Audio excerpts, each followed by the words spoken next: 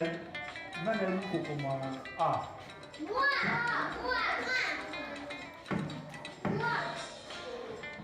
Yuko kwa A. Yuko kwa A.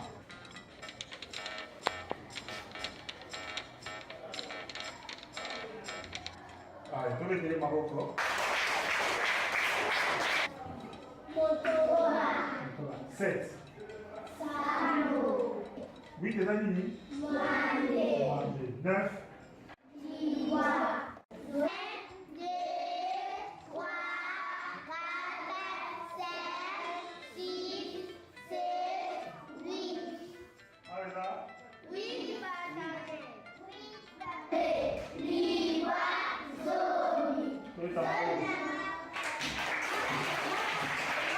Je vais vous parler de ma classe de la première année.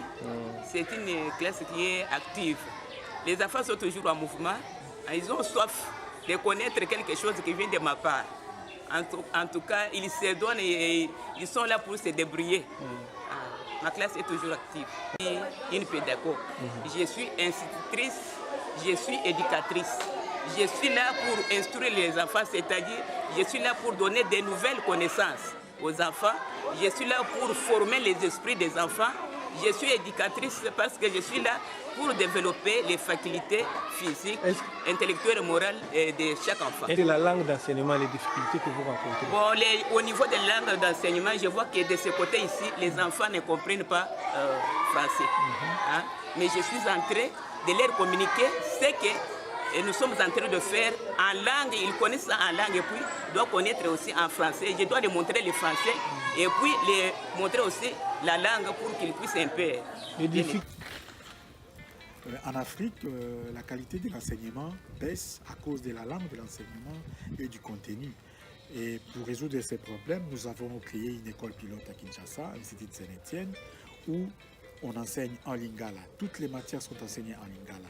Le français et l'anglais sont enseignés comme langue étrangère. Et nous avons des résultats qui sont prometteurs. À l'école primaire, les enfants savent lire, écrire, calculer et décrire. Et à l'école secondaire, les cours sont construits, les cours théoriques sont conçus autour des pratiques. Par exemple, en biologie-chimie, les élèves apprennent à produire de l'eau potable avec les ressources locales. En coupe-couture, les élèves confectionnent des robes, des pantalons, des sacs. À la section commerciale, les élèves savent utiliser des logiciels de gestion pour tenir les journaux des caisses et la comptabilité. Et notre faiblesse, c'est que les parents ont de faibles revenus et cela ne nous permet que de payer les salaires des enseignants, mais cela ne nous permet pas de construire l'infrastructure nécessaire. Le nombre d'élèves, le nombre d'enfants continue à grandir entre-temps. Et chaque année, on a une augmentation de 35% d'élèves, ce qui nous demande un effort à pouvoir suivre.